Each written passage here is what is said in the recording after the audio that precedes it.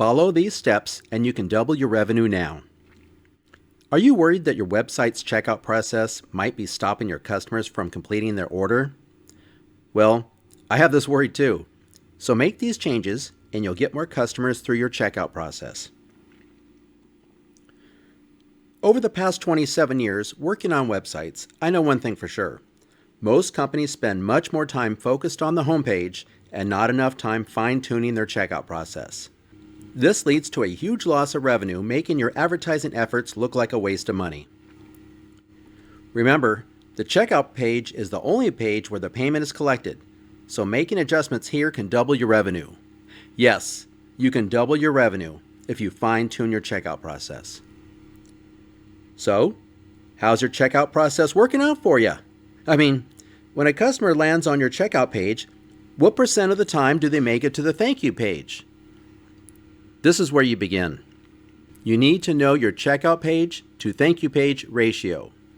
I've seen ratios around 25 to 36%, all the way up to 66 to 75%. Next, you need to make improvements, test, make more improvements, and test more. You begin by creating a goal. Where are you at right now, and where do you want to be? And how do you expect to get there? And tracking. Install a heat map service like Hotjar or FullStory. FullStory will allow you to view recordings, showing exactly what the customer is doing on your website so you can see exactly where they're getting stuck. Capture email address first. Capture the customer's email address as soon as it's entered into the email address field.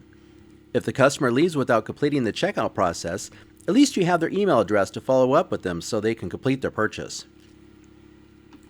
Remove links. Now begin to remove any link that will allow a customer to get out of the checkout process.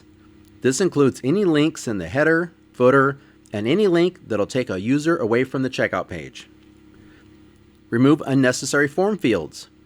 Look, if you don't have a promotion code or coupon code, then remove the promo codes box from the checkout process. This field makes the customer leave your website in search of a promo code if they don't already have one. If this information has been valuable to you, then click the like button below and leave a comment to help out the channel. Did you know that 98% of your website visitors leave without making a purchase? Do you get annoyed when 65% of those that land on your checkout page never check out and complete their purchase? Here's more tips and tricks that'll help you double your online sales while reducing advertising costs. Use a one-page checkout. Each time a user moves from page to page through the checkout process, there will be fallout. Each page adds more and more fallout. Reduce the amount of pages reduces the amount of fallout. Remove the thinking. Don't ask a customer for permission to email them in the checkout area. Remove that permission checkbox and reduce the thinking and reduce the fallout. I have a separate video that explains this in detail linked in the description below. Create urgency. Put a countdown timer on the checkout page so customers know they need to move forward now, because later never comes. Use a guest checkout. Not everyone wants to create an account on your online store, so allow them to complete the order as a guest. Now, if this information is valuable to you, then click the like button below and leave a comment to help out the channel. Are you worried about how much money your website is leaving on the table? Here's more tips and tricks that'll help you double your online sales while reducing your advertising costs. Add popular payment methods.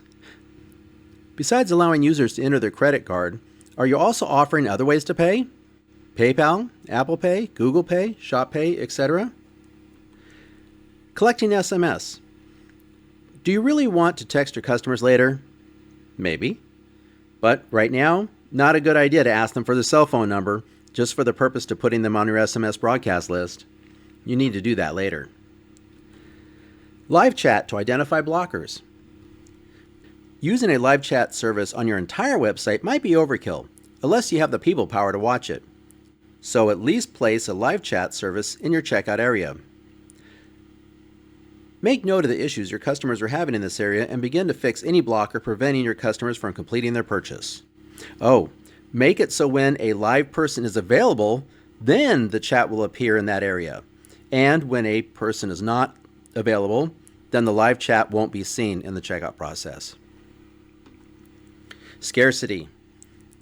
If you're getting low on inventory, let the users know they should buy this item right away before it sells out. Place an alert box next to the item in the checkout area to urge your customers to complete the purchase now. Free shipping. I dislike discounts.